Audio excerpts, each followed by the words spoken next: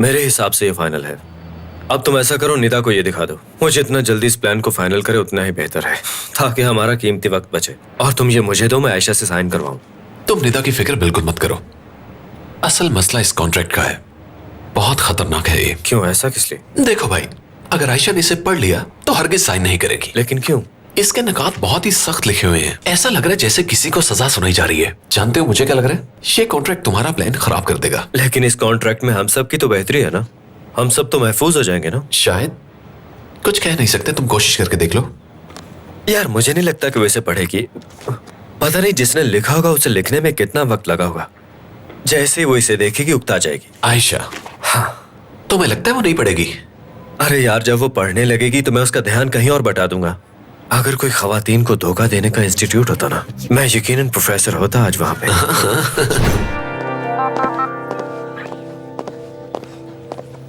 ऐसी कौन सी बात थी जो तुम फोन पर नहीं कर सकते थे? तुम बैठो, बताता हूँ मैं। कोई परेशानी वाली बात नहीं है। मैंने सोचा शायद तुम ना हो, इसलिए मशकूक लहजे में बात की जरा। तो फिर बताओ, इस तरह अचानक बुलाने की वजह क्या है? बात ही कुछ ऐसी थी। इस सारे मामले ने हमें कंफ्यूज कर दिया ना। यूं झटपट शादी का फैसला और इससे जुड़े हुए मुश्किल हालात। खैर, मैंने सोचा दिमाग को हल्का करने के लिए थोड़ी बातचीत होनी चाहिए। नहीं, मैं ये नहीं पीऊंगी करीम। अब फ्रेश जूस है, ये ताजगी देगा हमें। मुझे जरूरत नहीं है, मैं घर से फ्रेश जूस पी कर आई हूँ। तो बताओ। अरे इस जूस को पी लो, इसे पियोगी तो तबीयत हशाश बशाश हो जाएगी। हाँ, खैर मैं सोच रहा था कि हम माजी की तमाम बातों को यहाँ आमने सामने बैठ के खत्म करते हैं, एक नया आगाज करते हैं यहाँ से। मैं जानता हूँ हम मुख्तलिफ हैं, मगर हम दोनों चाहें तो साथ रह सकते हैं।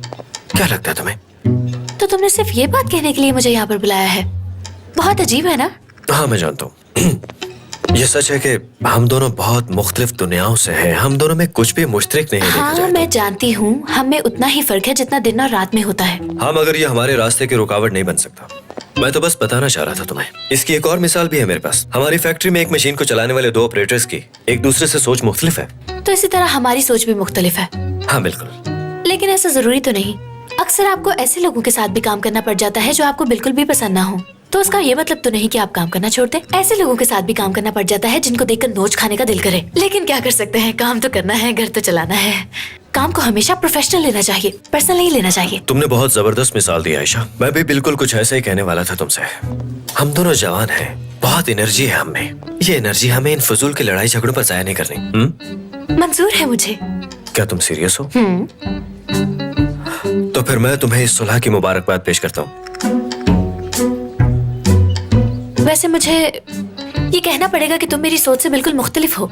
मैं सोचती थी कि तुम बहुत जिद्दी होगे और बहुत ही बेवकूफ भी। तुम्हारा शुक्रिया। तुम भी मेरी सोच से बहुत मुख्तलिफ निकली हो, क्योंकि मैं तुम्हें चुड़ैल समझता था। शुक्रिया। अच्छा क्या मंगवाना है? ओह मेरे खुदाया, देखो ना मैं भी कितना भुलक्कड़ हूँ। इस सारी बातचीत में कितनी अहम बात तो भूल ही गया। वो तो तुम हो। डॉक्यूमेंट्स लाना भाई। शुक्रिया। ये साइन कर दो। कुछ खास नहीं इसमें, बस साइन कर दो।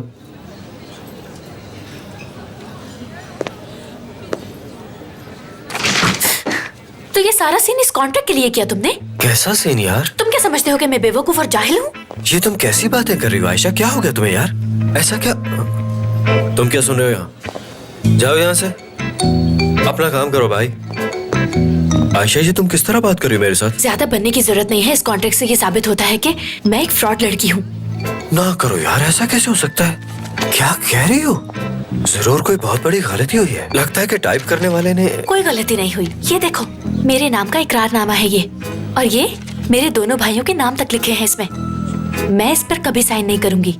अगर भाई को ये बात पता चल गई तो तुम्हें उल्टा लटका देंगे, फिर उनसे करवा लेना साइन। हाँ तो ये बात है।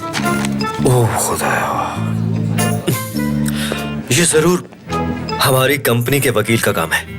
उन्हें नमक लेने भेजो ना तो वापस मिर्चें लेके आ जाते हैं। बहुत बेकार लोग हैं। खैर कोई बात नहीं, तुम साइन कर दो, क्योंकि ये कॉन्ट्रैक्ट हम दोनों के दरमियान ही तो है। इतनी बेवकूफ समझा है क्या मुझे?